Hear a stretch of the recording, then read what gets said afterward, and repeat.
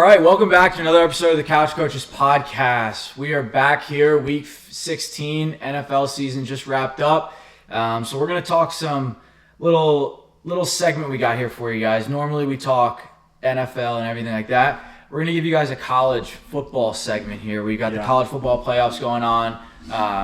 The first round just wrapped up, and we're going to get right into it, Shane. I mean, because we both are huge college football fans. We're big SEC guys too. Of course. And so, for us, it's like, as a Georgia fan, right, we're going to be in it, and you as an LSU fan, you're always going to be competitive. Yeah. And for me, I'm someone that, I like the big games. Yeah. You know what I mean? I want to see Georgia play Ohio State. I want to see Georgia play Ole Miss. Yeah. I'm not interested in watching, Georgia play a Tulane or a JMU. And obviously we didn't play them, but I'm saying if you're an Ole Miss fan and you're those kind of fans, you obviously love getting to match up with them. But as a college football fan yourself, how do you feel about the dilemma of let's let the Cinderella teams in, let's let these non-Power 4 teams in, versus all right, we're gonna have blowouts. We knew these games weren't gonna be close. Even if they cover the spread, it's this is a college football playoff game and the spread is over 3 touchdowns. What are we doing? Yeah, and I understand it. I mean, it's a good point with the Cinderella story. Football's trying to get that. Just like March Madness, you're going to have your St. Peters, right, who are just playing out of their minds, being well. But this is not basketball. It's not March Madness. It's not basketball. That's the thing. Either. It's a game where you can't hide, you can't run, dude. You can't be super well coached and play a 2-3 defense and hopefully they have a bad night. No, these guys. Dude, it's different animals. You know what I mean? In college, and maybe I'm not as big of a college football guy, but so correct me in the comments if I'm wrong. But in college, if you're even D2 schools are gonna have a 6'10" big man. Yeah. You know what I mean? Obviously he's not as skilled, he's not as athletic and all those kind of things. But when you get to the college football level, the guys that are in the SEC, those guys are dogs. Yeah. You know what I mean? These guys are guys that play on Sundays. They're animals out there. They're guys that DNs, right, that are 6'3", 240, running 4.5s. Yes. You know what I mean? You're going to JMU. I mean, these guys are not doing that. Yeah. You know what I mean? Rarely do you have a guy that's going to come out. It's maybe one guy in every 5 years that's going to come out of your program and make it to the league. And it's just there's just a size difference. You know what I mean? It's Caleb Downs even talks about it, about the Big Ten. He's just when I'm at Ohio State, he's we got 4 or 5 tough games every other year. Yeah. We're playing legit guys. And the SEC, it's every single day. Yeah. Every week, it's a different competition. And so it's just a size comparison. Yeah, and I completely agree with that. And I don't know how I think the college playoff committee is just an absolute joke, to be honest with you. Leaving out Notre Dame and Texas is a very tough decision, especially when you're letting in teams like Tulane and JMU.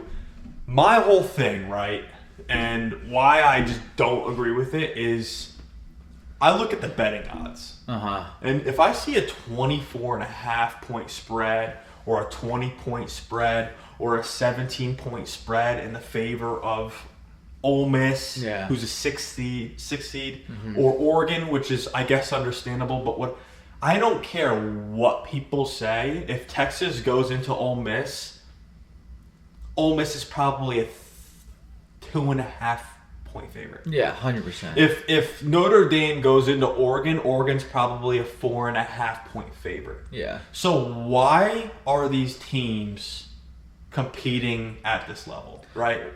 I understand they are, and I'm not taking away from what they did in the regular season, winning a few huge games. JMU beat Washington State. I mean, I know it's Washington, but that's a pretty good team. But this is different. Yeah, bro. Well, here's the thing. Different. Here's what we need to do. Yeah. We need to have a Power 4 playoff. This is the national playoffs. This is the CFP playoff that everyone talks about, the Sugar Bowl. This is for the Power 4 teams, right? Let's give the non-Power 4 teams their own championship, right? Let teams like JMU and Tulane go out and compete for those, right? To other teams that are good, right, go out and compete in those tournaments and have their own bracket. It's way more competitive. Fans that are of that fans, there's something to strive for. If you go to JMU, you have zero chance to win the national championship. Yeah. Zero chance. You're striving, maybe we can just get in and get a chance. You know what I mean? Yeah. But, like, you know full well you're not making it. Yeah. You know what I mean? You're not going to get to the national championship game. And maybe that happens, right? But you can't confidently say that that is ever going to happen. And I think the biggest reason why is because college basketball, every single round in the men's tournament is neutral sites. Yeah. You know what I mean? To make matters worse, Tulane's already, and JMU, they're already underdogs. Then they have to go into Eugene. You know what I mean? They have to go to Ole Miss. Like, you're setting them up for failure having hosting sites for the higher seed and then giving them garbage competition. Because we saw it. The home field advantage, it doesn't necessarily, it provides such a better atmosphere for the game, but it doesn't guarantee the top seed to win when you have Bama, Oklahoma, you have A&M and Miami, right? Yeah. It just creates a better atmosphere. 100%. You know what I mean? No, yeah, I completely agree. A team like Miami, absolutely love what I saw. 100%. I mean, Tony, how about that kid? Tony's a beast. He's special. Bane's a beast. I mean, what a team that is. They earned it. Texas A&M's no joke. They're really no joke. They're and legit. beating them at A&M is special. So, I mean, that was, that's an ACC team, right? That, has always played in the past against the Dukes, in the ACC. It's good to see, people step up. Kids step dude, up. it was. But like, we just gotta be real with ourselves and just JMU, Tulane. We gotta fix this. We gotta put it in the big dogs and just let them go at it. Yeah, and here's the thing though, because I totally understand the argument. I'm someone who says Texas should have been in. I'm someone who says Vanderbilt had a case to be in. 100%. I'm someone who says Notre Dame had a case to be in. But what I do love about the committee is Notre Dame not getting in, because it is unfair. In my opinion, it is unfair for Notre Dame to be a non-conference team, right? They don't have a conference. They don't have to play in any conference tournament, which means they schedule all their games. They schedule 2 tough games a year, have 10 cupcake games. At the very worst, you're 10-2 every single year. At the very worst, you don't just get to keep getting into the playoffs because you're a 10-2 team that's really good. Yeah. Right? You have to either get in a conference, get in the ACC. You know what I mean? Yeah. Like, why not just get in the ACC, and run it up. play teams like Miami, Louisville, have a little bit of a tougher schedule, get in a conference tournament. You can still do really well in that ACC. 100%. You know what I mean? Like, you still compete with Miami and A&M. I understand 100%. you lost to both of them, but you still compete with them. They competed. You know what I mean? And so it's like, put them in the ACC, then you compete, you're in a tournament, and it makes it completely different. Where I don't like that they should be able to get in. Like, I agree. If I'm a Power 4 team, I am never scheduling Notre Dame on my team. Why would I? Yeah. Because I don't want to produce their resume to be any higher. Yeah. You know what I mean? Let them play a bunch of bad teams. Yeah. You know what I mean? 100%. Like, I'm just never going to schedule them. And then the same thing with Texas, right? The argument is Texas is 9-3. And I understand you lost ugly game against Georgia, but that was at Georgia. Then an ugly game at Florida. So 2 away losses, not pretty. But at Ohio State. But you lose at Ohio State, the reigning defending champs, 7-14. Good game, but it's like, if they don't schedule that game, right? And instead they schedule a Marshall or something like that. Right. And they're 10-2. 10-2 Texas is in the tournament. 100%. You know what I mean? And so it's just like, I agree with what what Steve Sarkisian is saying. He's saying we're going to honor our matchup against Ohio State next year, and we're going to play them next year. But after that, I'm not scheduling them. Yeah. If the committee doesn't let us in because we lost a game and we decided to schedule that game, and it wasn't like we got blown out, it was a tight game, I 100% agree with Steve Sarkisian in saying we're not going to schedule those kind of games anymore. There's no point. 100%. Yeah. It's tough. I agree. So I think what I'm really interested in moving forward with the next week in the college football playoffs, right? We got Christmas this week, games next week.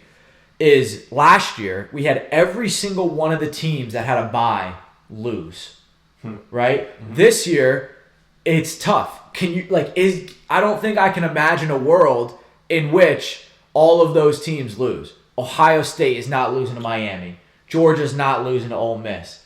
Indiana, Bama, that could be a good game. I personally don't watch too much Big Ten ball, so I'm not too familiar with Indiana. I know Coach Sig has got them boys, and they're the best team in the country. They beat Ohio State, but I don't know. I think Bama could beat them. So. Neutral site, and then Oregon at Texas Tech, right? Like that could go either way. But I think Georgia and Ohio State are guaranteed wins. Yeah. But it's interesting to see, like, would you rather play that home game in the first round and just be playing football? Georgia, they played on November 4th. They don't play, or December 4th. They don't play until January 1st. Yeah. An entire month off of football. Yeah. Right? And obviously for Georgia players, that's a nightmare. Guaranteed 3 get arrested. You know what I mean? Like, yeah. Like Georgia players, we got to be playing games. We can't have too much downtime. Got to Uber. Right? Gotta Uber. I mean, you saw the 2 guys got freaking arrested for shoplifting or whatever it was. Oh, I didn't see that. No. Yeah. 2 players. And it's just like, what are we doing, man? Well, they're good at football, huh? Pierce, touchdown. There we go. Tie game. But, I just think the committee, man, I don't want to expend it. I don't want to extend it to 16 teams. I'm fine with the 12-team playoff, but I think we got to get rid of the everyone gets in. Yeah. Let the JMU, let Tulane, like, it's not as fun. I'm someone who, I don't need the celebration, the excitement. I'm like, excitement. As a football fan, excitement is watching Texas go in to Notre Dame. Mm-hmm. Texas go into A&M. Imagine that. Mm-hmm. Imagine Texas gets the 10 seed and you have Texas going into A&M, College Station. That would be electric. You know what I mean? And obviously they already beat A&M in the last game of the season, but still, I think that game could be so much fun. Oh, so much fun. You know what I mean? Yeah. So, but appreciate you guys watching this episode. We're going to talk more about the draft and some of the players we like once the college football playoffs are done, once the NFL season's done. We're going to get more into player stuff. Me and Shane are huge draft guys. So we're going to get into a bunch of that kind of stuff. But hope you guys liked this episode. Let us know down in the comments. If you liked it, hit that like button, hit that subscribe button, and we'll see you in the next episode. Peace. Peace.